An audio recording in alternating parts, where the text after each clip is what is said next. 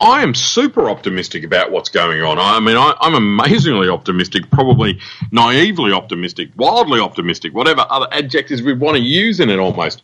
But I look at it and kind of go that it is an opportunity for change, but it's also an opportunity to really highlight some major issues in the business world. And one, again, that you and I have spoken about in the past is that has floored me is the lack of resilience in business in terms of financial resilience.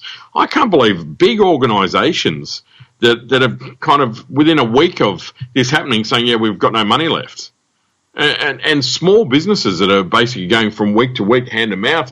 Welcome to the Get Invested podcast, where we share great conversations with experts from all walks of life to uncover their secret know-how on where they invest their time, their skills and their money, and the benefits that this has created. You see, the truth is that everyone invests. Every minute of every day, we're investing our time, our skills, our energy and our money in something. Some of us are investing consciously, some unconsciously, sometimes for good, sometimes for bad, and sometimes for no impact. Get Invested will help you to start living by design, not by default. I'm going to help you to make it happen, not let it happen. You'll hear the top tips on how you can live with conscious intent so that you can live more, work less, and leave a living legacy by investing now. Listen to the show to discover the top tips on how to get started, make the most of your investment journey, and ultimately to be living your dream, not someone else's. More episodes can be found on iTunes or at bushymartin.com.au/get invested. Thanks for listening, and now let's get invested. Hi, freedom fighters. How optimistic are you about the future? Now, be honest and ask yourself, are you an optimist or a pessimist? Now, I can hear you all saying, yeah, Bushy, what difference does that make? Who really cares? Well, the reality is that it makes a massive difference to every aspect of our lives. And despite what we may think, our level of optimism or pessimism isn't a trait that we're born with. It can be learned, it can change, and it's a choice. So do you choose to be optimistic or pessimistic about our future? Now, Winston Churchill was famous for saying that a pessimist sees the difficulty in every opportunity, while an optimist sees the opportunity in every difficulty. Optimism has been proven to improve the immune system, prevent chronic disease, and help people cope with unfortunate news. Gratitude is associated with optimism, and it's been determined that grateful people are happier, receive more social support, are less stressed, and less depressed. Recent research indicates that optimists and pessimists approach problems differently, and their ability to cope successfully with adversity differs as a result. Your level of optimism or pessimism affects what psychologists call your explanatory styles.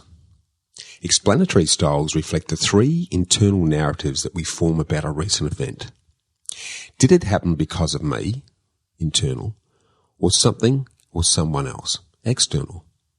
Will this always happen to me, stable, or can I change what caused it, unstable? Is this something that affects all aspects of my life, pervasive, or was it a solitary occurrence, limited? Pessimistic people tend to view problems as internal, unchangeable, and pervasive, whereas optimistic people see the opposite, external, unstable, and limited.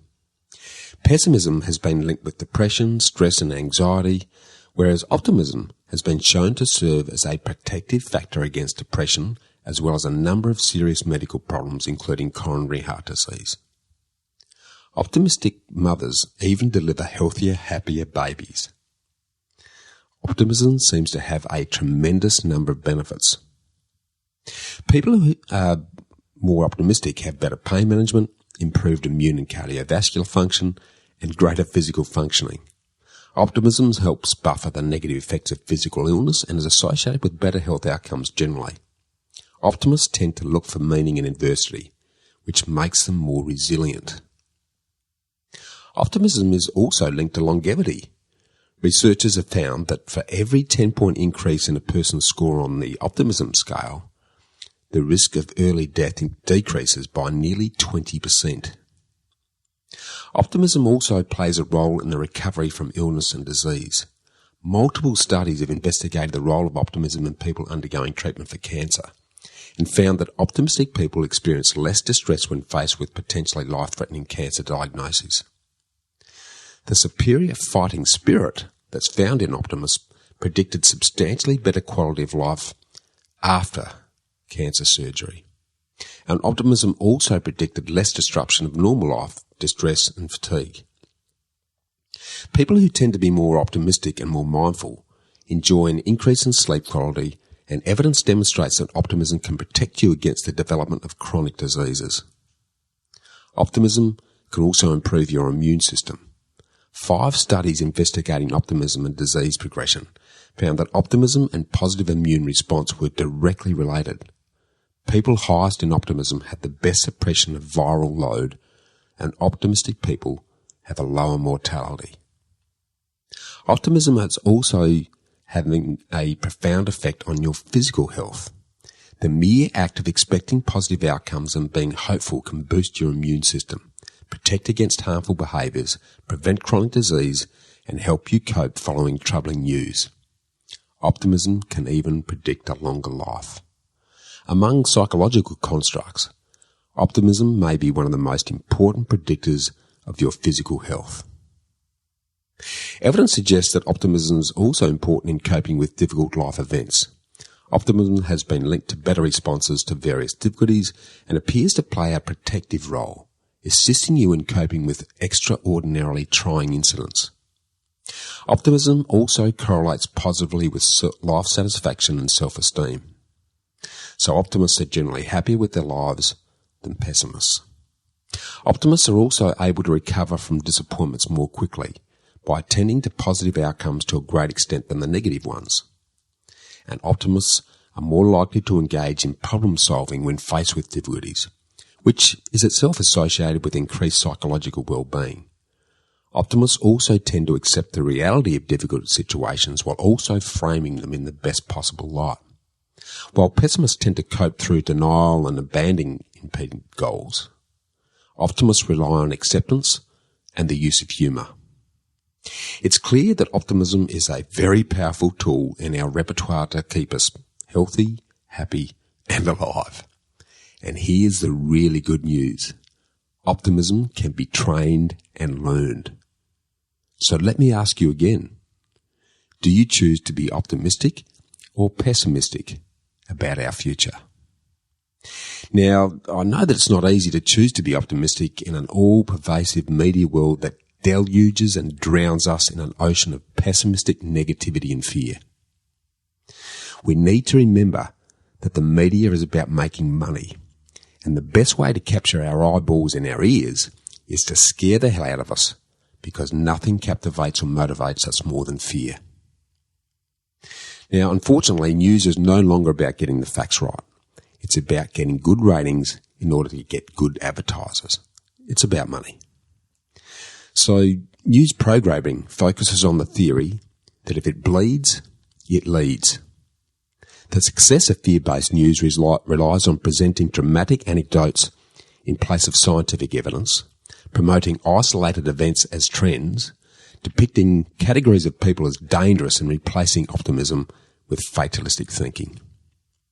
News conglomerates achieve this by tweaking the rhythm, the grammar, and the presentation format of stories to elicit the greatest negative impact and highest negative response.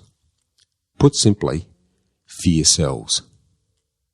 Yet despite the continuous "we'll all be doomed" narrative from the 24/7 media fear factories, we need to remind ourselves that we live in the best time, in the best place, in the best conditions, with the best opportunities ever in the history of the world.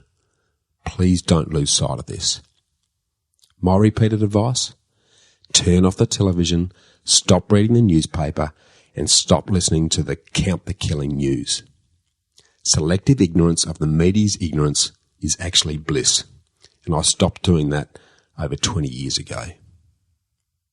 Now, at the time of this recording, we're just working through the global response to the pandemic, and at last we're seeing some positive green shoots rising up out of the COVID compost.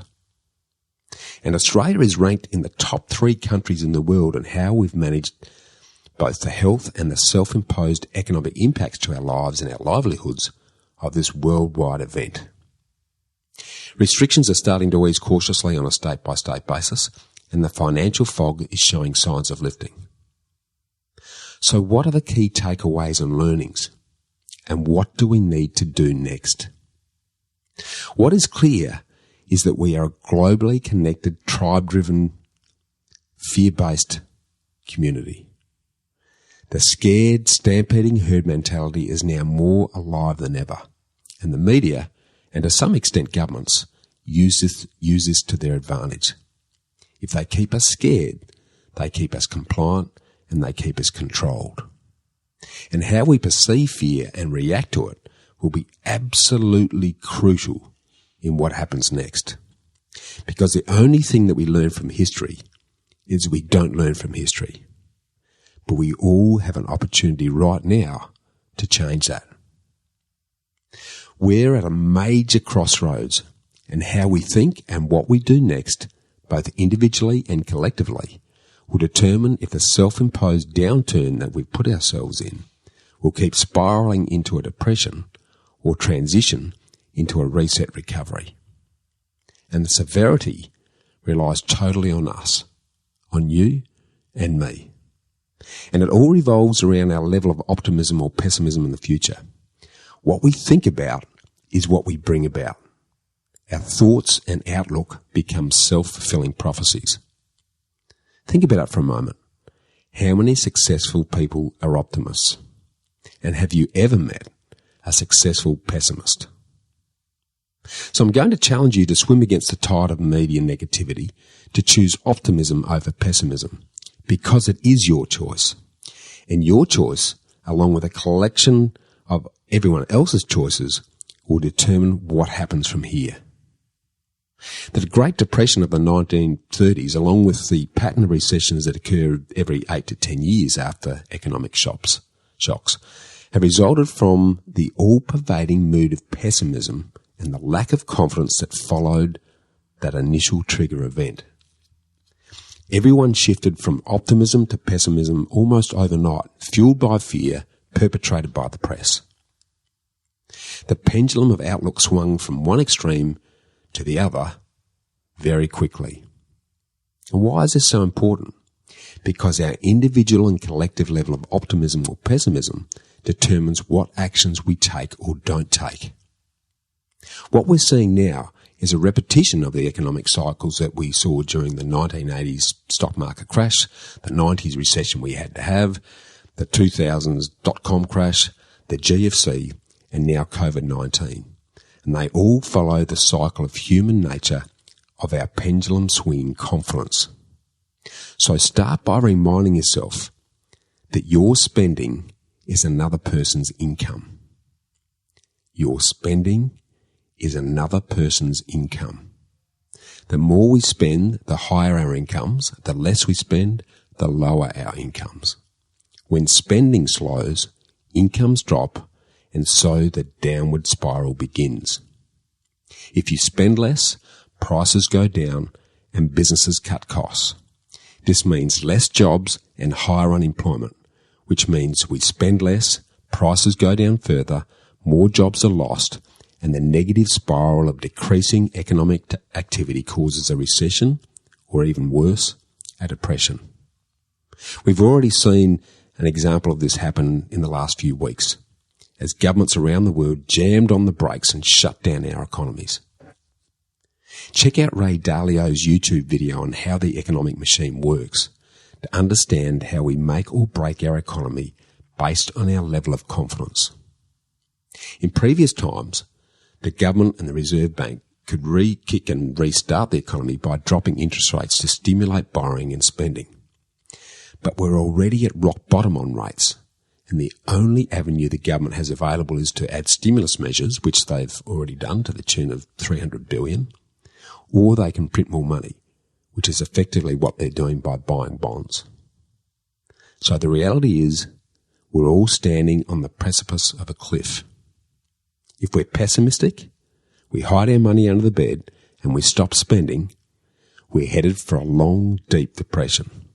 This is exactly what happened during the Great Depression of the 1930s.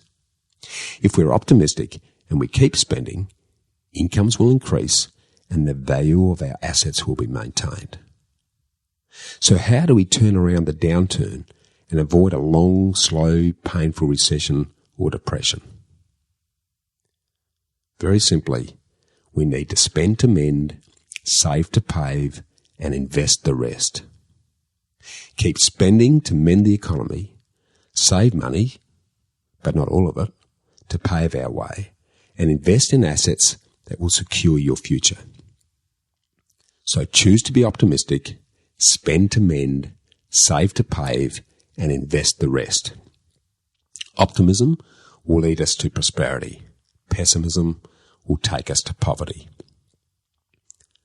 I challenge you to ignore the negatives and choose optimism in the future and keep spending. It's our only way out of the mess that we put ourselves in.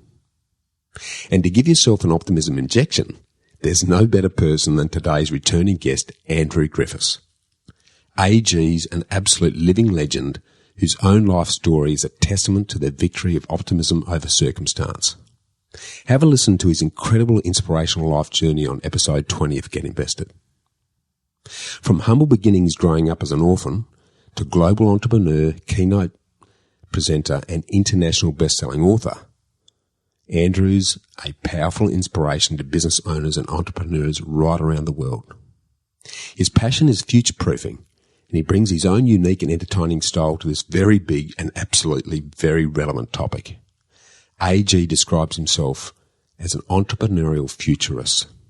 In other words, he specialises in future-proofing businesses around virtually every industry in every corner of the planet.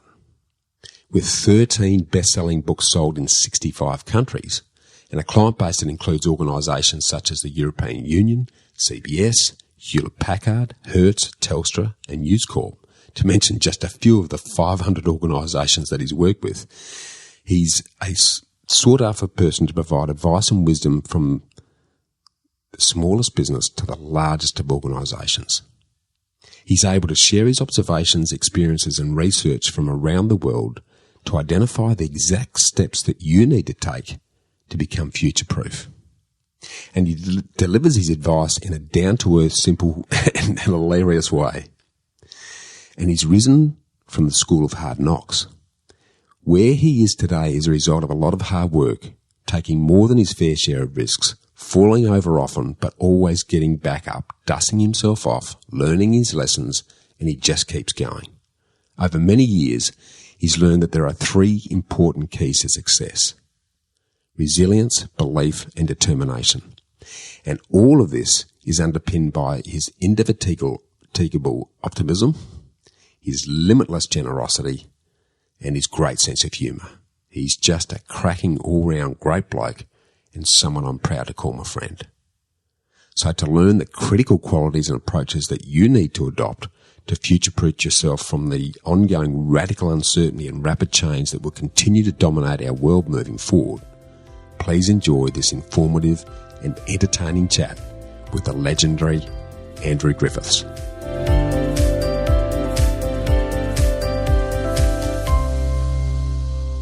Now, welcome back, Freedom Fighters. One of the great privileges of hosting a podcast is I sometimes get to spend time with my heroes and role models, and today's one of those very special days, because not only is today's guest a world leader as an accomplished author, a keynote speaker, and a small business marketing guru, but he's one of the most generous, good guy humans I've ever been lucky enough to meet. Now, if you want to get the backstory on our guest today, have a listen to episode 20 of Get Invested, because it's one of our most popular and engaging episodes. But Andrew Griffiths is single-handedly responsible for teaching me the 3 key principles of success that are actually invisibly tattooed onto my forehead, and I now apply to everything I do. And Andrew, you're going to love this. They are leverage, leverage, and leverage. So in true AG spirit, he's been co-hosting an awesome, entertaining Facebook series on Let's Kick This Bug in the Nuts.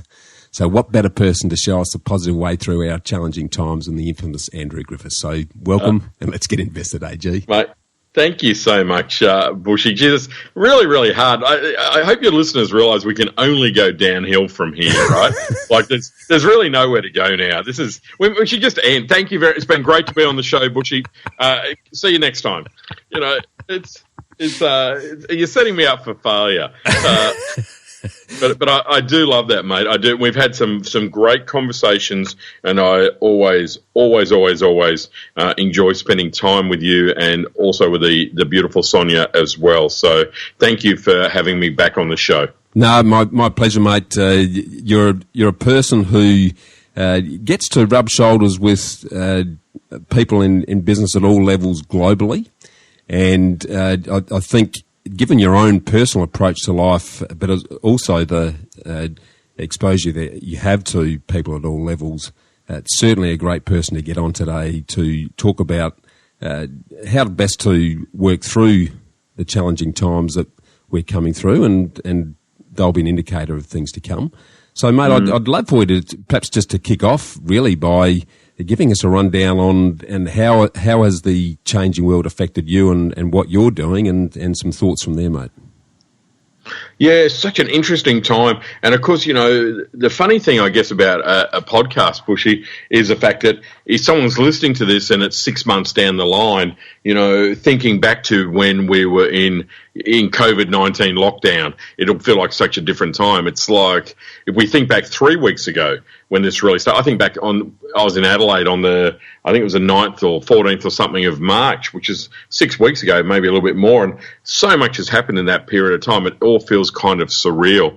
And right at the moment, though, it feels like we're coming to a little bit more of a period of normality, whatever that kind of looks like. But it's been a fascinating time. I think we've seen. I don't know. I've been through, like many probably people listening, through everything from Gulf Wars to Y2K to 9/11 to SARS. I was living in Cairns during SARS, the outbreak which had a big impact in North Queensland. Disasters, the fires, all these other kinds of things that have come along. But I don't personally think there's ever been anything that's hit so hard and so deep with such uncertainty. So financial uncertainty, business uncertainty, I mean, I can never ever remember. I mean, there was a short time when the planes were kind of grounded after 9/11, but in reality, like this whole thing of no planes flying anywhere, realistically, or just minimal planes within Australia, just a bizarre time. And like most bizarre times, brings out the best in people, brings out the worst in people. Yeah, absolutely, mate. If we sort of begin by talking about how it's impacted on you, because I mean, your business was very strongly driven around a whole bunch of things because you're very smart at diversifying. But the keynote speaking exercise would have turned off the tap very quickly, I imagine. How's that impacted on you, and what has that meant to what you're doing these days? Well, it's a really interesting question because I was actually at a conference for professional speakers in that March the 9th or 13th or whenever it was on a Friday, and there were 250 other professional speakers in the room, and of course it was a big topic of conversation because we were starting to go, I wonder if this will have an impact. Or what degree of impact. And, of course, then all of a sudden, literally at the same time, everyone's phones started going ballistic and we all had 10, 20, 30, 40, 50 jobs cancelled, which is a huge revenue loss. But they weren't cancelled, they were postponed, but to who knows when. But the really interesting thing that changed in that, Bushy, was as an industry with speakers, like we've all offered virtual stuff, right? We've all offered webinars and we've done Zoom calls, but we didn't value them. Like it was just stuff that you did. What this did, it made us, the smarter people in the industry, go, we need to have a virtual product offering.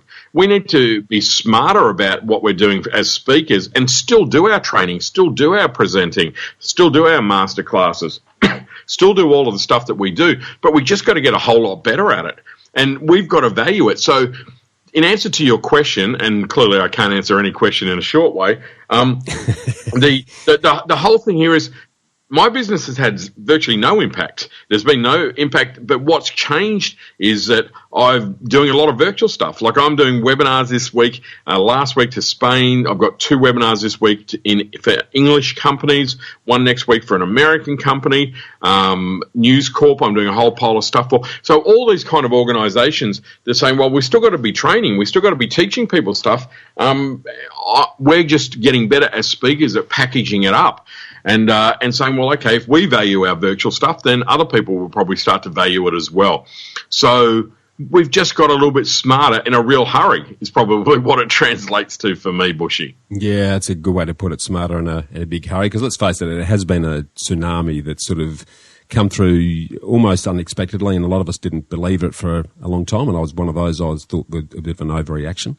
But it has been a tsunami in relation to the responses to it, regardless of the impact of the virus itself. The responses to it by governments globally has been the big thing. And as we're sort of starting to see some light at the end of the tunnel, how do you see it rolling out in the short to medium to long term in terms of the impacts it's going to have on us individually, but also rolling into the economy, business, our lifestyles, and where we're likely to be investing our energy differently moving forward, mate? Well, it's such a big question, isn't it? And it's so different. One thing I would say though that really drives it home for me, the impact of it. You know, in Australia, we can look around and say, well, it's been kind of 80 people have died. A lot of them are old. You know, we can be dismissive of it. You know, really, was it that big a deal? Very, very, very different when you talk to people in a different country. So I'm talking about doing these gigs that I've been doing in the UK, and we kind of have a call every day just to touch base on various projects. And we open by saying how many people died yesterday in England. Ouch. You know, and like last week it was 890 died yesterday, 970 died, you know, 950, 1,070, and these numbers. And they're asking me, like, how many people died in Australia today? And I'm kind of going, well, we've had a total of 80. And they're going, what, 80 today, yesterday? And I go, no, 80 in total. And they're going, seriously? It struck home with me how fortunate we've actually been here in terms of the response that the government. I full credit. I don't, you know, sit on any particular side of the fence politically, but I tell you what, I think the government did some very smart, hard stuff early on. I mean, I spoke to a friend of mine in New York, and she knows 8 people personally that have died. Now, can you imagine that? You know, like, I mean, I don't even know anyone who's had it, you know, let alone anyone who's died, you know, and you go, this is just extraordinary.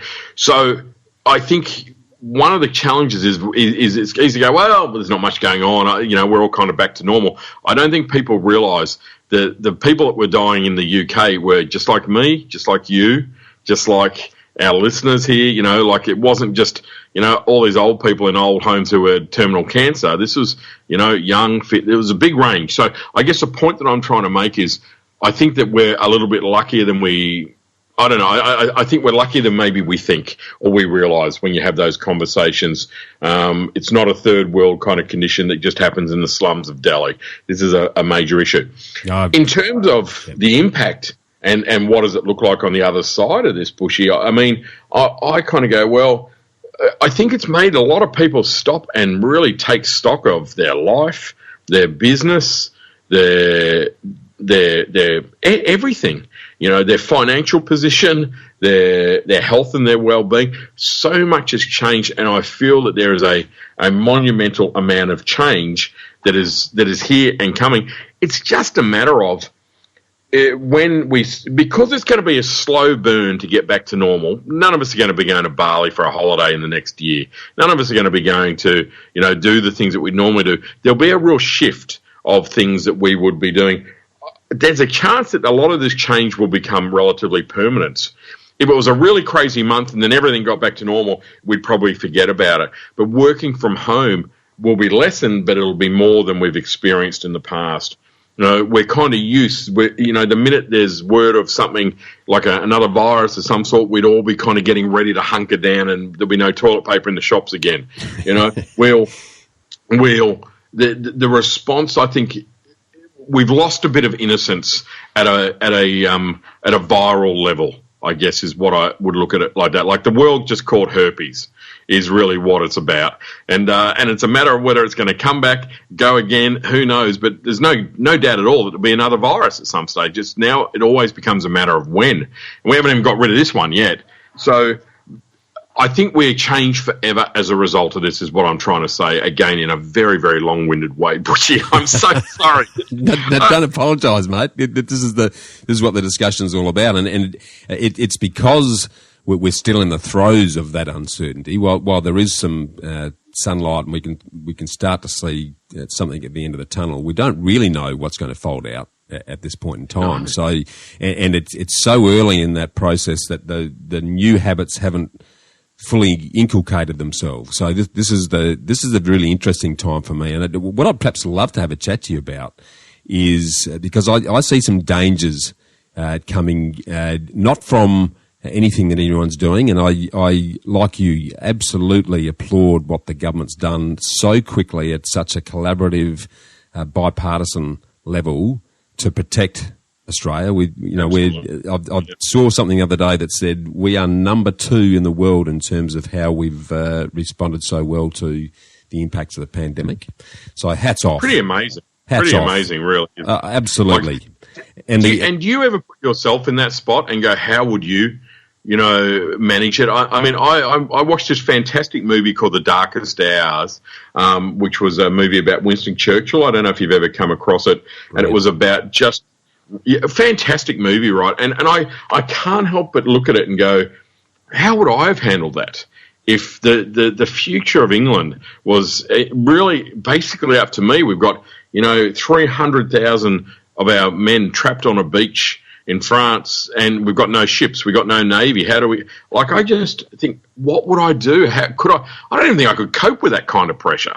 Amazing. I'm in awe at times, and don't worry, I'll be the first person to I was the first person to say ScoMo completely buggered up the bushfires and pretty much everything else he's touched.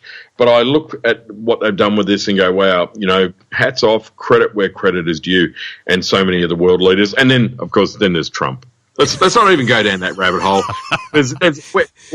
How long can this podcast be, Bush? We haven't got enough time to talk about Trump. Mate, I think we just keep building the wall across Mexico and then right around the coast, right up around Canada, and just throw the key away, mate. That would be probably the smartest way to go. Oh my God! Yeah, I agree. But anyway, but you're right? Isn't it the upside is look at how incredible innovation. As it just happened, like all of the things that could never possibly happen. Oh, we couldn't run without planes. We couldn't. People have got to travel to sell stuff. People can't all work from home. We couldn't not have this. We couldn't not have that. And you kind of go, really? Well, I don't know. There seems to be lots of stuff that's actually kind of working. I mean, I look at it at a very micro level. Mate, my little bakery down the road, and I've been waxing lyrical about this place for ages. As soon as it happened, as soon as closure is imminent and we had to keep away, everyone was basically going to turn into a zombie, was the first thing they did was they started making these packs of bake your own bread. They were right at the beginning of this curve. And so you bought your flour, your yeast and salt and all that in a little kit for like $10. And then you went home and made bread. We made bread. It took like 7 or 8 hours. For God's sake, it's so hard to make bread. But the idea of it was fabulous, and they were selling hundreds and hundreds of these kits a day. They weren't afraid of kind of giving away their secret sauce. Then they every time I turned around, they adapted, they evolved on the fly really quick. Now, interesting, I was chatting to them the other day, and they're saying, okay, we're turning over just about the same, if not a little bit more than what we used to turn over, but we got 4 less staff to do it. In fact, we're making more money than we've ever made. Because we do home deliveries. We sell starter kits for bread. People ring up and order now, but they ring up and order 5 or 6 loaves of bread. We realise that making coffee, to be honest, slows us down, probably costs us money. So they really had to rethink their entire business. And now their problem is they're going, well, we don't really know that we want to get back to normal. We don't really know that was a better model. The model we've got now is actually better, but of course it's a matter of whether people will want that model when things go back to whatever normal is. Yeah, I don't think it'll. Well, we all know this. It won't go back to what it was. That is crystal clear, because all of our thinking has changed and our habits are changing. It's been long enough in the making for us to actually change our thinking and change our habits. And what I'd love to explore with you, mate, because you do come across lots of awesome examples like the bakery you've just mentioned, and I've been listening to the very entertaining discussion you have with Darren Finkelstein on the Let's Kick This Butt and Nuts exercise. There's some brilliant innovations that are coming out of that. And what I love about the period that we're moving into is the recognition that creativity and innovation are going to be the make or break qualities. So it's either get on it or struggle like hell. So can you share with us some of those other brilliant examples of the innovation that you have been seeing? Because I think it's quite inspirational, mate. Mate, and it's been, for me, just so wonderful to see how people have innovated so ridiculously quickly. And I shake my head at times in the awe of how people, evolved. I mean, early on in the piece, like, we started to see people doing this really clever dealing with the fact that business had to go on. I mean, one of the things that I saw in particular that I thought was a great response was Lexus. And Lexus' response to COVID-19 was about, okay, we do a completely isolated car service where we come and you leave your car out, we come and pick it up. We'll leave the keys in the letterbox. We'll come pick your car up. We'll service it. We'll bring it back. It'll be fully sanitized. It'll be totally safe. You won't even see the person who drops it off or picks it up. And I thought, wow, most people just go, oh, well, people can't get their car serviced at the moment because of COVID. And I thought that kind of simple innovation was, to me, fabulous. We started seeing vets embracing video consults. Like, we did one. Here's a dog. You're talking to the vet on the end of Zoom. And go, how long has this been going on for? This is fantastic, because it's a pain up the bum to take the dog to the vet clinic, gets in a biffo with other dogs. You've got to sit around and wait. They're always late, rah. Now, 3 o'clock, the vet's going on Zoom, talk the dog most of the time, give us a look, for what they can do. And you go, wow, vets have been struggling to get video consults off the ground for years. Now, they all do it. Yeah, it's interesting. Our industry, we've got a home loans broking component of our business, AG, and we've been kicking and screaming for years to drag the banks into the 19th century, let alone the 21st century, in relation to that sort of activity. And up until March, we physically had to sit in front of someone to be able to say that they are who they say they are, and that means that we're interrupting families in their homes at night, or they're having to make a big interruption to their day to come into someone's office. Well, as a result of the pandemic, the banks have recognised that if they can't facilitate a remote transaction, they're not going to do any business. So overnight, we can do the full exercise. Someone doesn't have to leave their home. There's no safety exposure. We can get everything we need and do everything for them, all from the comfort and safety of their living room, mate. So those sort of, I think there's a bunch of benefits that are going to come out of this. And one of the other things I'm starting to see, and I'd love your commentary on this, but we're breaking through the bullshit. That corporate crap that's really plagued the sort of protocols and the way we do business. There's a lot of us now informally who are meeting continuously through Zoom and all the other platforms that you can do that on. And there's a casualness that's crept in with, your dogs in the background and the kids running around. I actually think that makes it more real, mate. Don't you? What do you think? I love it. I've noticed that in the last 10 years. 10 years ago, it would have been very rare to be on a Skype call, for example, before Zoom, and someone would have their dog there in a business environment. It would be a little bit unprofessional. You'd be going, oh, okay. Now, I love it. The first thing most of my coaching clients, the first thing we do is we get the dog talk out of the way. And there are kids running around, and you kind of go, you know what? Why not? Why not? I agree. I think that has changed dramatically. Are you any less professional because the dog's in the sitting on your lap type of thing? No, I think there's a lovely humanity that's coming out of this as well. It's just that it's all happened very fast, and I think that there's still a little bit of a balance. I see a lot of my coaching that I do. I see a lot of people that are really struggling still to, particularly parents, right? Managing kids and trying to do all this kind of stuff while trying to do a business is tough. Negotiating on bandwidth. Like a friend of mine has to lock her kids' Xbox or their whatever they call these days, their controls in the boot of her car. And until they're allocated from 3 p.m. on, they're allowed to use the internet. So we're seeing that stuff. But this incredible innovation is happening, with businesses that are all of a sudden going, we can offer more products now. We can offer more experiences. You can be a part of a marathon in Germany just by, running your own kind of laps and being part of the 50,000 people that are doing it. You just join up through an app and you're still being timed and you're still doing all the rest of it, but you're running a marathon solo, but you're part of the bigger connection. And I think this is, again, another interesting part of this, Bushy, where there is wonderful kind of connection that's starting to happen. Like initially, we were terrified of everyone else giving us a plague, and now everyone's doing great things about innovation to be connected. I came across in the Faroe Islands where you can actually, in the tourism department, no one's traveling, of course, so they've set this wonderful thing up where you can actually go to the Faroe Islands Tourism Board. You pay a few dollars, and you basically, a local carries a camera around, and you to ask them, you say, okay, can you turn left here? Can you go straight ahead here? You actually guide the local around while they're carrying this camera around. Love it. Now, there's something kind of weird and funky and strange and awesome about that. And there is so much of this happening. The good stuff is blowing me away. I spoke about it and we've all heard of these kind of examples, but this was early on in the piece where I got a note in my letterbox from a young couple who just said, hey, we live in an apartment, blah, blah, blah. We're from New Zealand. We haven't got any relatives here. We're young and healthy. We're concerned for any elderly people. Don't know why they put it in my letterbox, Bushy.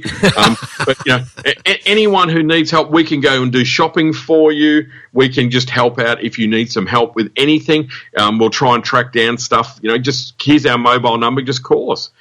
And that was after we'd all gone from the freak out stage and people were having knife fights over toilet paper to, hey, let's actually kind of help each other. And now look at some of the stuff that I've come across has just been amazing, mate, from wildlife photographers who are selling their images online to pay for the safari park, the national park staff. No one's going to the national parks. The government can't afford to pay the safari, the rangers. If they don't pay the rangers, people will go and shoot the animals. Yeah, they'll shoot them. And so there's this photographer, and now they've done a joint venture promotion with TripAdvisor. So TripAdvisor's got millions and millions of people. They're promoting this photographer to say, hey, buy this lady's photographs to help pay for the wages of the Kenyan National Park rangers. I mean, the promotions are fabulous. The intelligence about product offering is a big shift too, mate. I mean, I look at one example here, which is the ballet, the Australian ballet. I'm not necessarily a fan of the ballet, like I don't go to the ballet, but I saw something really clever that happened here. And what they did was they started to live stream the ballet. So you could still watch the ballet even if you couldn't actually go. And what they've done is they've just created this fantastic new product. Why would they ever stop live streaming it now? Why would they ever not have that as a digital offering? There's always going to be those people who are going to want to go. They probably live locally. They can probably afford to go, all the rest of it. But all of a sudden, if you're brave enough to live stream, all of a sudden you just open up your market to the world. And there will be people all around the world who would want to live stream to watch a ballet performance by the Australian Ballet in Melbourne about a classic of some sort. So what I'm saying there is that there's a lot of stuff that people are being forced to do, and all of a sudden going, well, hang on, why are we going to stop doing this when things get back to, air quotes, normal? Yeah. And that's a great thing that's coming out of this innovation. Even as a speaker, for me, my virtual offering now is amazing why would I stop offering that just because we can fly again? It's easier for me to do a virtual offering than it is to get on a plane, spend a day going somewhere, deliver it, get on a plane, come back. Really. So instead, we're diversifying and we've got bigger offerings, if that makes sense. Yeah, it makes perfect sense, mate, and some awesome examples there, mate. Mate, clearly innovation and instant innovation has been the key. Given the exposure you have across the board, what other qualities, mindsets, thinking, approaches do you think separates the survivors and thrivers from the divers now and moving forward? So really another great question, mate. I always think that from every crisis that I've been through, personally, whatever it might be, it's a speed of response. I think so many people, that's the first thing, that are slow to react. And I get that. Often, people have just got to kind of figure out what's going on. And it's like, is this going to last a week, a day, a month, a year, etc. But there is definitely a speed to react. And if, you can miss out a lot of opportunities by being too slow to react. And a lot of businesses go broke because they're too slow to react as well. They don't adapt fast enough. I think that's the first thing. The second thing I think that is that you really need to have people around you who ask better questions, who ask the what if, not the why not. And I know that can sound cliche, but it's so true. Right here, right now, we've got to be making decisions that we probably wouldn't normally make. And I love that. I love the fact that it's making us go, well, hang on. What if I didn't get on a plane for the next 18 months? What would my business look like? I make my money from getting on planes and going and presenting. And I look at that and go, well, okay, what is it really like? So we've got to ask better questions. We've got to challenge our thinking, and we need the right people to ask us that stuff. It's not a time for yes people. And I said, I did these workshops around England last year, Bushy. And it was paid for by the European Union. And the whole idea, I was talking to these small businesses, and it was kind of getting these businesses ready for Brexit. And I did like 15 or 16, 17 of these workshops, and I'd have a room full of small business owners, and predominantly, and I'd say to them, okay, so where do you want to sell your products? My whole thing was about branding for international sales. That's what the theme of the workshops were. Yeah. And I would say to them, okay, so who do you want to sell to? And they would all say, Germany and France, and, they're close, they're good markets. It's like Italy, maybe Spain. And I'm kind of going, all the members of the European Union that you've just told to piss off. They're the ones that you want to sell to. Okay. And what's your unique sales or unique selling proposition? Why should they buy from you? Oh, because we're British. Okay, so let me get this right. So your only sales point is the fact that you're British, so they should buy, and you're trying to sell to people who you've just told to rack off in a poll, basically a referendum, to say that. Do you see any problem? What's plan B here?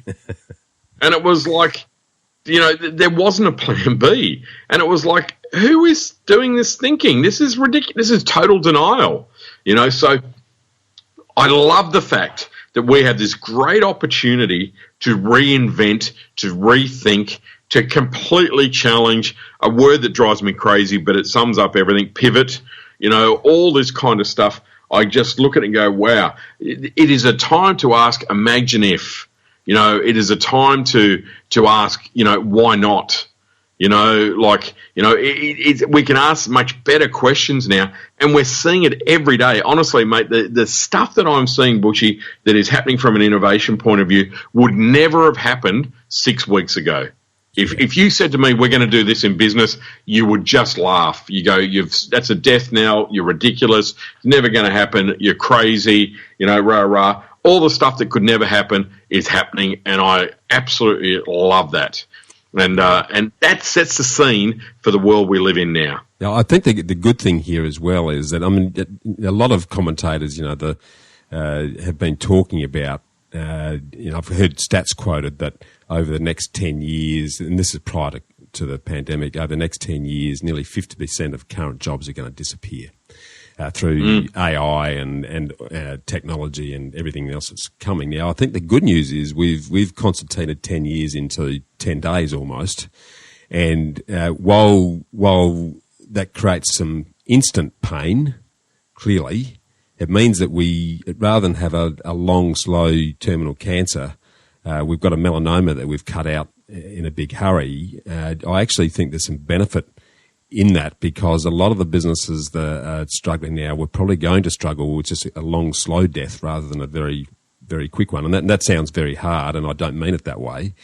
But I think it's actually brought forward a lot of that exercise and forced people in a big hurry to actually spin, adapt, and think about, well, what's the new way? Because the old way either doesn't exist or is not going to work anymore. Well, and there's a positive. I mean, I am super optimistic about what's going on. I mean, I'm amazingly optimistic, probably naively optimistic, wildly optimistic, whatever other adjectives we want to use in it almost. But I look at it and kind of go, that it is an opportunity for change, but it's also an opportunity to really highlight some major issues in the business world. And one, again, that you and I have spoken about in the past is that has floored me is the lack of resilience in business in terms of financial resilience. Now, I know this is a show talking a lot about finances, but I can't believe big organisations that have kind of within a week of this happening saying, yeah, we've got no money left. And small businesses that are basically going from week to week, hand to mouth, and for a very wealthy country, and I get it. I'm not trying to judge. Certainly not trying to judge. I understand how complex it is, but it makes me go, wow, how vulnerable is our small business? How vulnerable is our bigger business even?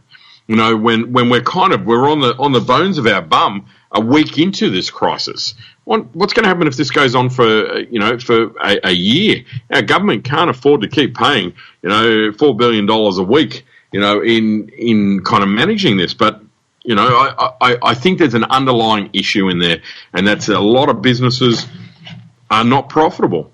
Mm. That's the bottom line. Yeah, and they're not war chested. This is, if anyone who knows me knows I talk about rainy day war chests all the time.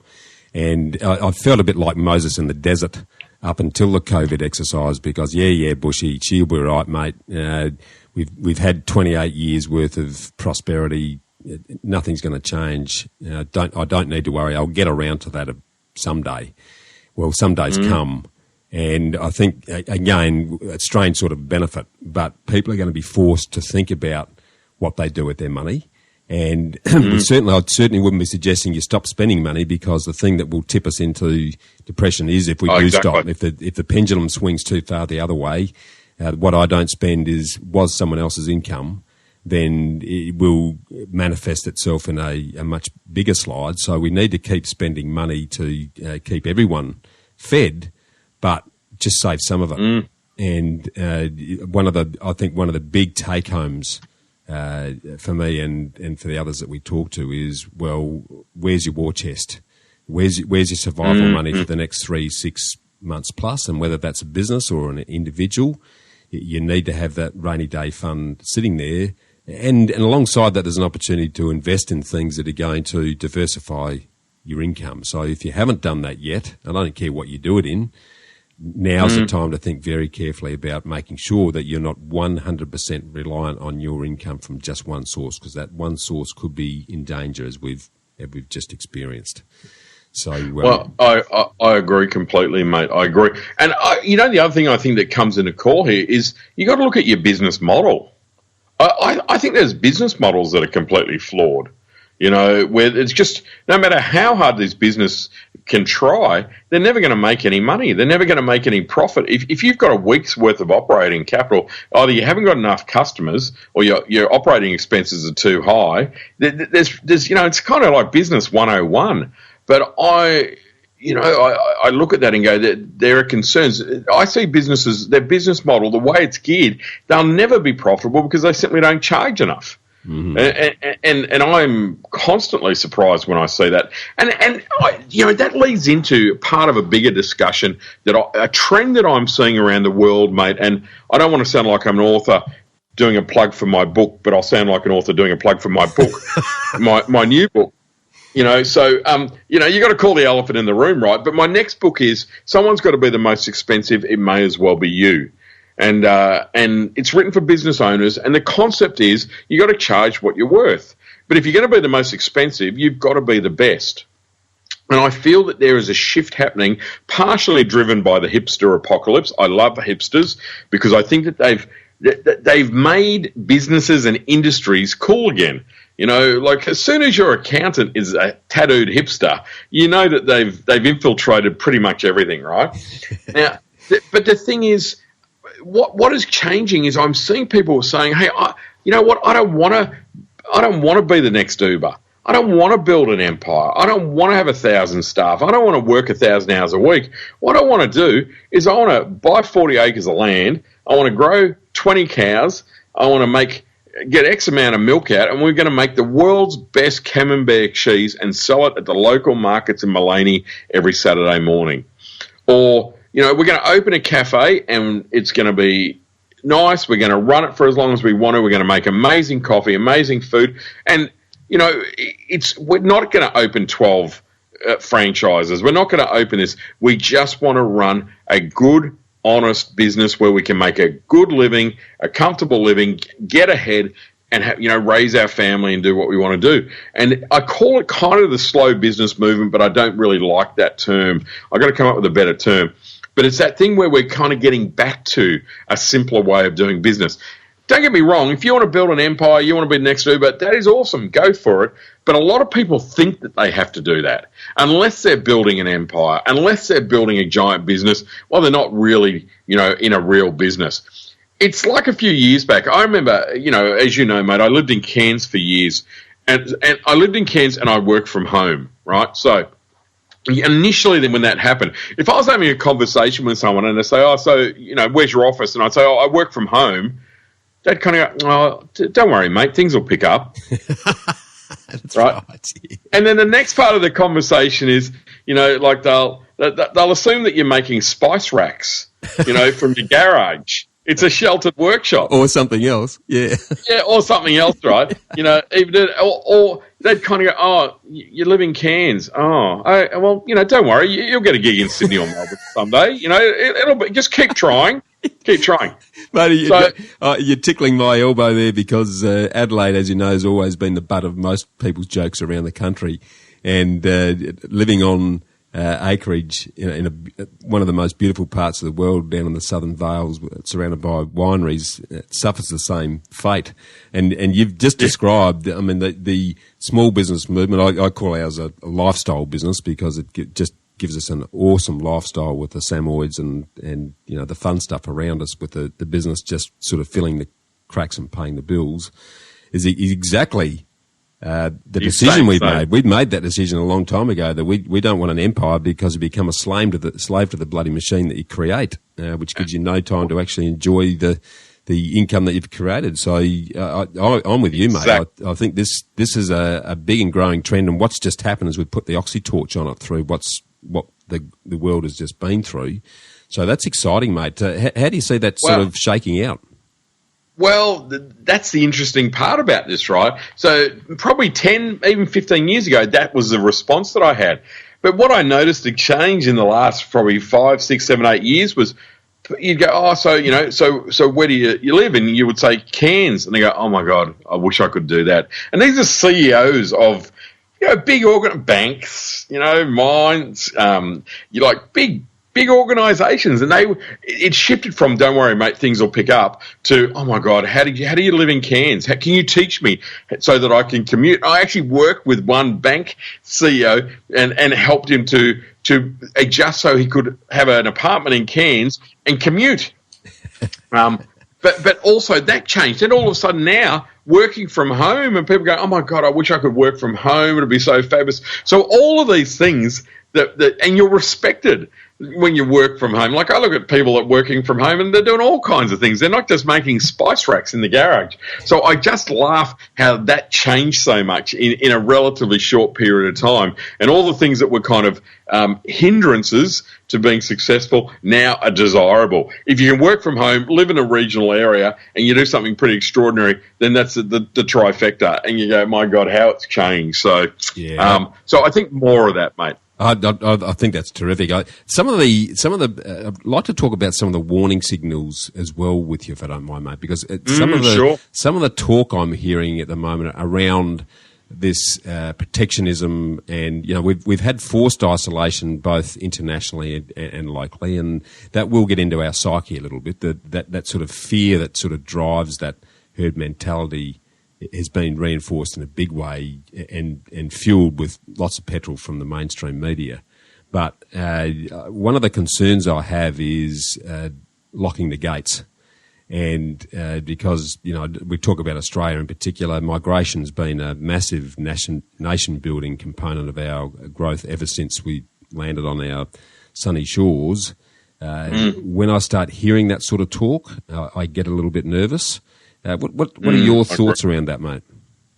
I agree, and I don't know. I think the world is bigger than that, though. Too, I think we just don't really know how to manage what this looks like. I'm sure that the doors will open, and things will people will migrate, people will move, travel will come back in different ways. I guess it's just that we're still in the belly of the beast. I'm like you, Bushy. I get concerned when it feels like we're just closing all the gates and closing all the systems and doing all of that stuff.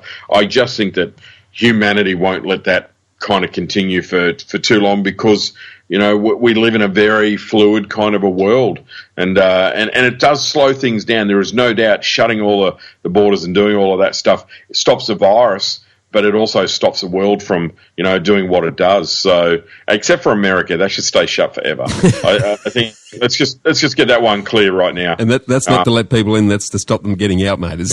Yeah, totally to stop. I read this really fascinating book a few years ago called "The Next 100 Years." And I can't remember who wrote it, but it's a fabulous book to read.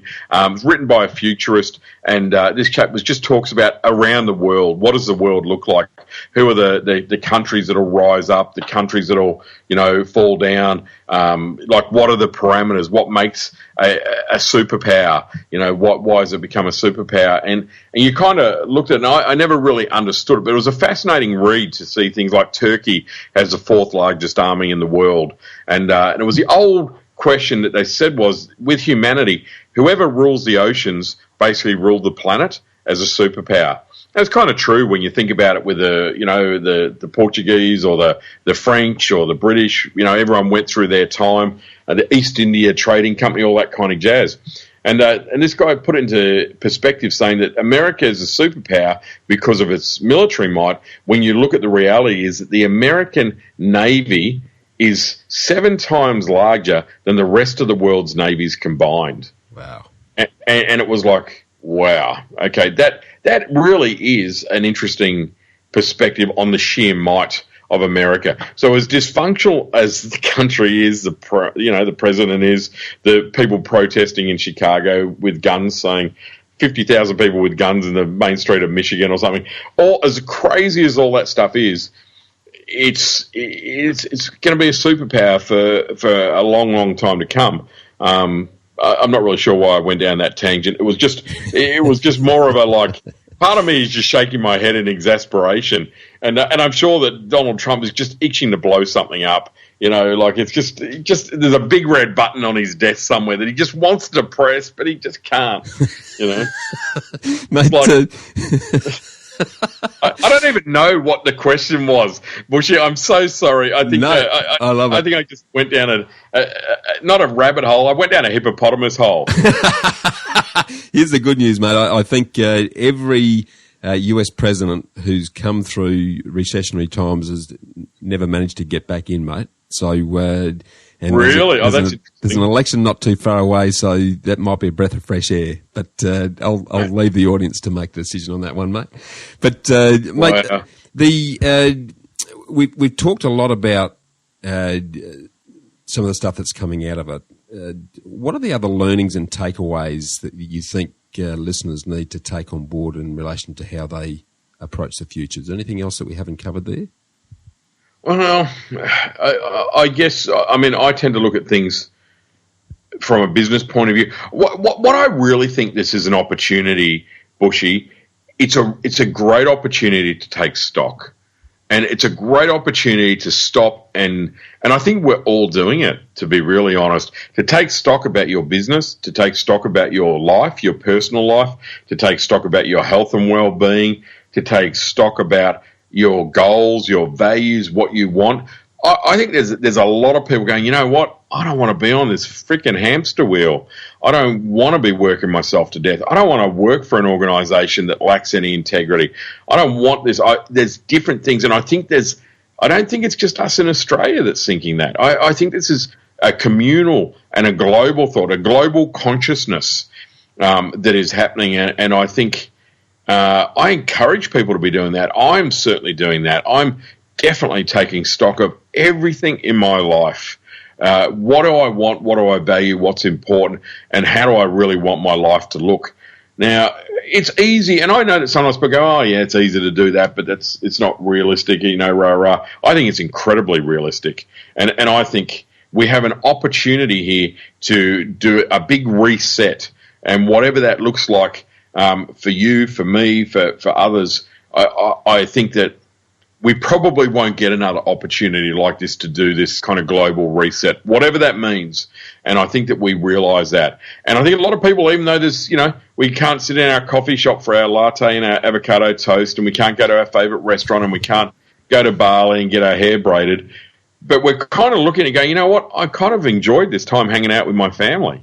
I kind of enjoyed going, I'm kind of enjoy going for a walk twice a day. I kind of enjoyed making bread on the weekend. I kind of enjoyed, watching a cooking show, with Gordon Ramsay and learning how to roast a chicken, and we've managed to slow stuff down in a very interesting kind of a way that I think has made many of us go, I don't really want to get back to the way it was. Yeah. I want certain things, but there's a lot of things that I don't want. And I don't know, I get the feeling that that's an underlying theme for many of us. I mean, I certainly feel that way. And I got a fantastic life. I got an amazing life. I'm incredibly fortunate in my little world, and I'm saying that. So I can imagine people who perhaps don't have the same kind of life or, have bigger challenges. I don't have any challenges. Yeah, it's very good, mate. And I think you've hit on a really good point there, because our lifestyles in Australia generally are so time poor that there either is no time to think or we don't take any time to think. There's plenty of time to worry, and we're worried to death by every time you turn on the news. There's excuse my French, but shitloads to worry about. But we actually don't take time out to think and to think about, well, where am I? Where do I really want to be? What don't I like about my current situation is, and what am I going to change to take me from where I am to where I would prefer to be? And what an awesome opportunity we've just been given to do exactly that. Yeah. So and it is an opportunity, isn't it? A massive opportunity, and it's an opportunity to really get invested in your future in a positive way. So that I sound like a stuck record here because this is my bandwagon, but this is a chance to start living by design, to get really crystal clear on what's important to you, and orientate your whole lifestyle around making that happen and creating enough income to give you that lifestyle without having to chase the golden carrot and end up killing yourself in the process. So, and I think, Bushy, the other part about this is one of the things that's different with this particular issue and this challenge, that we're facing. It's open-ended. We're not sure how long. There is a risk and a fear of death, of illness. There's uncertainty about economics. There's all these kind of things. It's not like it's all going to be resolved next Tuesday. So it's a long kind of a term issue. And the thing is that I think for many of the challenges, critical periods, like a natural disaster comes along, the fires go out. Yes, the issues linger on, but the recovery, the rebuilding stuff, we know what we're getting back to. Rebuilding the towns, rebuilding the houses, it's very clear what we can actually do. The government, we've got to put the infrastructure back in. We've got to mourn the people that have died. We've got to try and get tourists to come back to these places. There's a very clear plan of attack. We don't really have that here. We don't really know what this plan of attack is and what it's going to look like because it's such a variable. And I think it's actually kind of nice to sometimes get comfortable with uncertainty, right, in a strange way, because it changes the way that we think. It changes our thought process. It changes what we think is absolutely positively, taken for granted. And I think that we need to be doing more of that at the moment, and I think we most certainly are. So the upside of this time versus other, the GFC and all these other kind of scenarios is the GFC times were tough. Well, we had to wait for things to get better. Now we're not really sure what we're waiting for. I like the tension that's created by the uncertainty of what's going on at the moment, and that's part of what is driving the fact of people to be innovative, of people, like during the global financial crisis, people just rolled over and said, okay, we're buggered for the next 5 years. Really. Whereas now people are going, well, you know what? We can be a bit smarter. We can do this. We can do this. The innovative energy is just extraordinary. And I don't think I've ever seen that at any time. And I've been an entrepreneur for 35 years. I cannot remember any time where I've seen innovation being so active, so energetic, so inspirational, so just fantastic. And I think, I don't know, I think certainly the entrepreneurial world, we're kind of going to get used to that. So I think those muscles are going to become mainstays, mate. If we're not in an innovative, creative gym, then we're going to be dying on the vine. So this is our first taste of things to come. So I hope so. I think, and if we go into it thinking and expecting it, and part of me as well, AG, and I'm sure you're the same. The biggest challenges in my life have been my biggest times of growth. So I actually enjoy times like this because I'm forced to look at myself in the mirror and go, right, well, what do I need to do differently here? What do I need to think differently here as well, to make sure that we can actually learn from this, rather than I've had some concerns for a while. There's a bit of a growing victim mentality across a lot of Aussies. Well, I think this is going to shake the tree, and it'll be very good as a result of that. What do you think? Well, and I like a tough time. To be honest, I kind of rise up to it.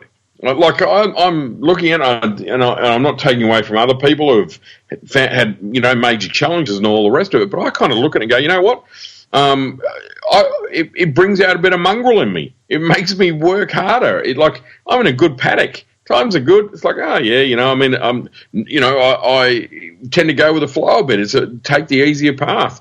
This has made, it's given me my entrepreneurial spirit, given me a bit of an uppercut. It's made me get up and actually see what I can do and see how do I cope and how do I manage.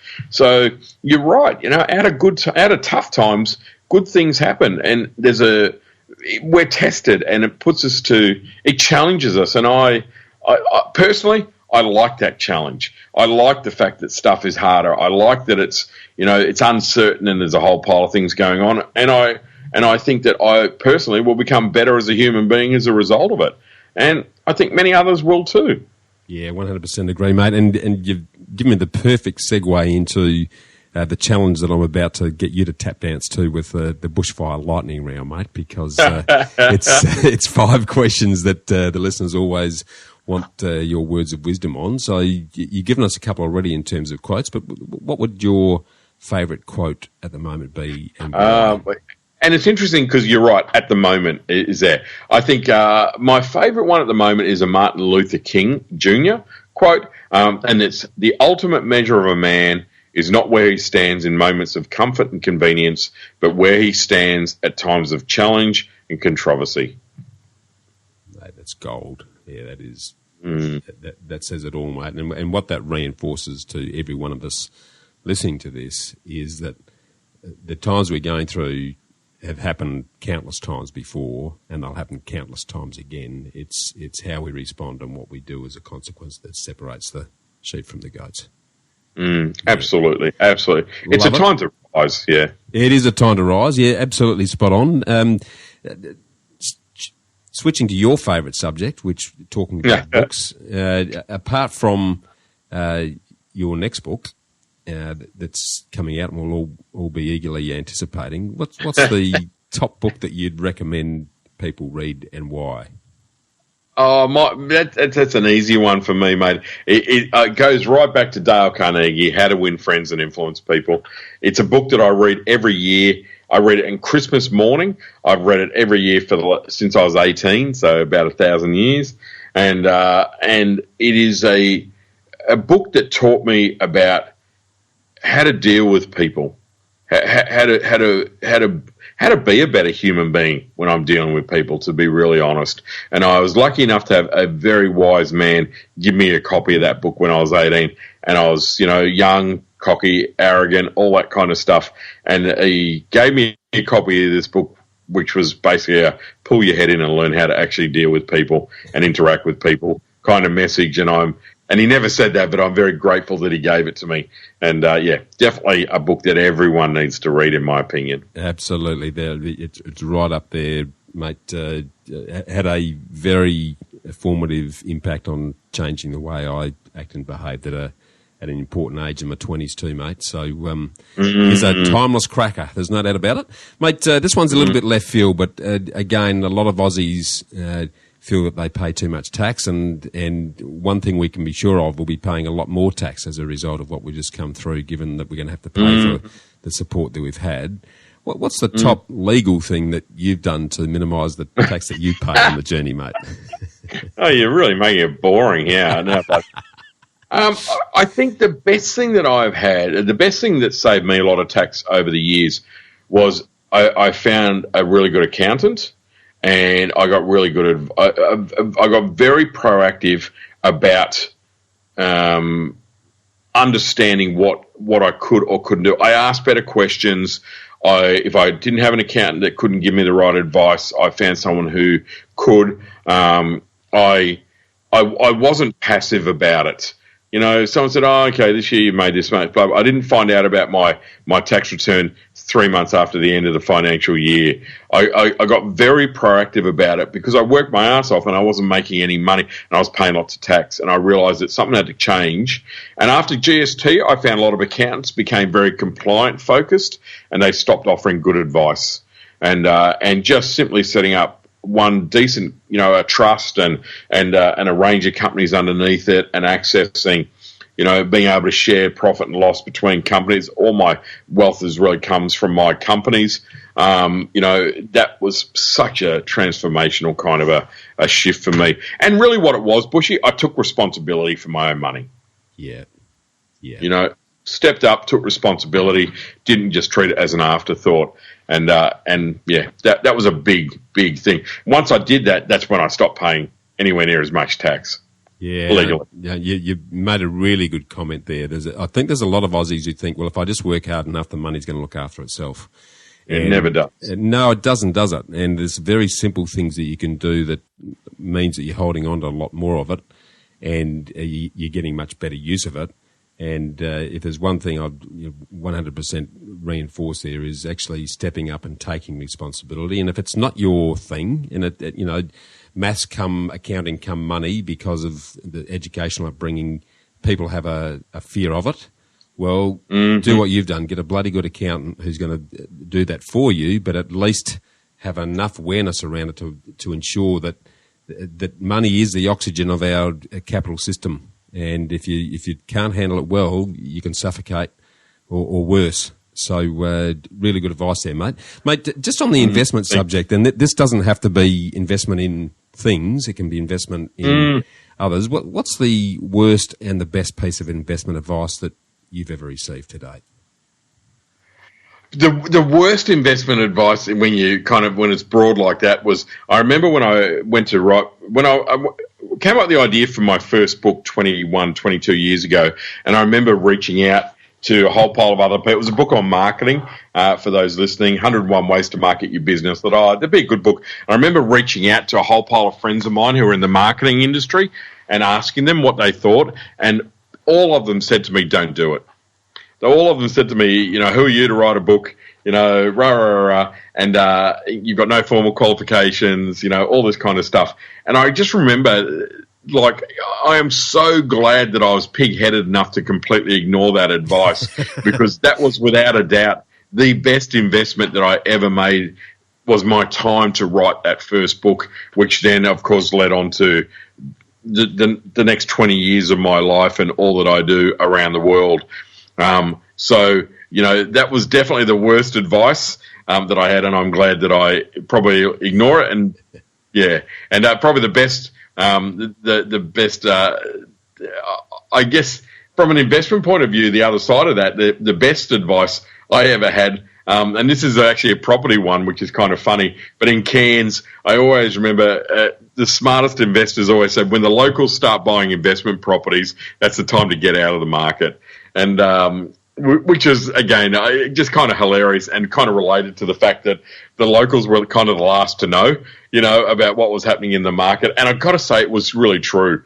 Whenever I bought investment properties and stuff like that, Bush, it was hilarious. The minute, you'd start saying, I just bought investment properties, the old timers would go, quick, get out, sell everything.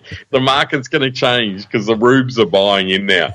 And I went, oh, God, really? I didn't know I was a rube. I didn't know. And it was true. It was true.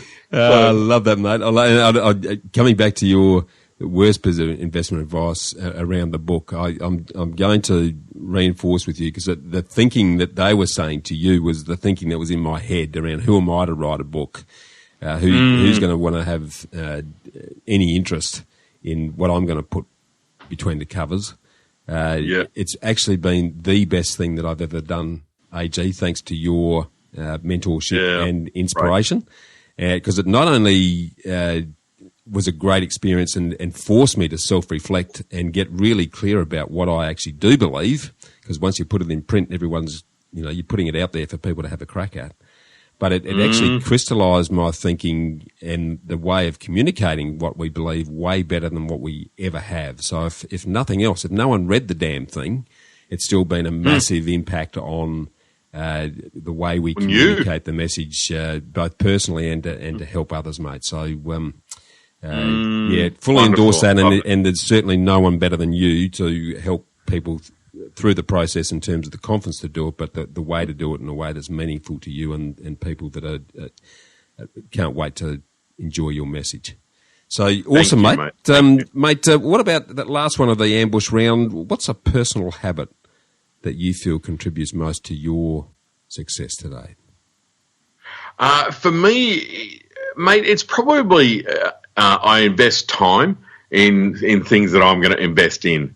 So, I mean, I did quite a bit of stuff on the stock market, and whenever I got too busy to study the stuff that I was buying, the shares, whatever it might have been, I always lost money. And I kind of made a point of saying, okay, the only things that I invest in, and I get asked to invest in things all the time, and I only invest in stuff that I really understand and I know. And I haven't always been like that. And so that habit for me is I still buy shares, I still buy things, but I do it in a really educated way. And I guess that's probably a bit of age, a bit of wisdom has kind of come into play there over the years, Bushy. I'll never be, I'll never be pressured into buying or investing in anything. Like if you don't get in now, you're going to miss out. Like all of that stuff, that just makes me shy away. I'm slow to invest, but long to invest. Like that kind of has always been a bit of a mentality. I play a long game, and that habit that's been very successful for me in terms of anything that I've invested in. Once I've got wise, before then I just blew money left, right and centre. Bought shares, bought property, did this, did that, and just did my utmost to try and burn as much money as I possibly could. And was pretty good at that. Pretty damn good at that. It was like I'd buy a house in your street, guaranteed the property is going to drop by 20% in a week. So if it's a share that you don't like, I'd go and buy it, and it'd drop in half. In the next week, you'd just find out, the board's just been arrested. Okay, well, that's awkward. So I invest in things I know is probably my best descriptor there, mate. Yeah, I love that, mate. And warming my heart with a slow to invest and long to invest. That's a really good way to describe successful investment ultimately, mate. Mate, closing question. It's one I've sort of been introducing recently because it opens up the scope. If I gave you a microphone that spoke to every single one of the 7.7 billion people that are currently enjoying the world, and I gave you 1 minute to talk, what would you say? Well, right now it's a very timely kind of a time, isn't it? So I think right now my conversation would be around that this is an opportunity. This is an extraordinary time. This is like a time that we haven't experienced before, where the enemy is this tiny, tiny little virus thing. But with this, there is a huge opportunity for us to rethink pretty much everything on this planet, how we treat this planet, how we treat each other, what we're here to do, what we're here not to do, our story about where we go forward from here. And I think there'll be a lot of people that will want to hear that message, and a lot of people that won't care. They'll just move on, and that's the way it is. But I feel that this is such a profound moment, and then we have such a profound opportunity. It would be a real shame to waste it. Yeah, absolutely. Spot on, mate. This is when the real learning happens, and this is when we become better people as a result of that, mate. So, mate, it's been an awesome discussion. For those of the listeners who want to reach out to you more around all of the great stuff you do in relation to speaking, in relation to virtual presentations, in relation to writing books, how do they do that? And what's the best way to contact you, mate?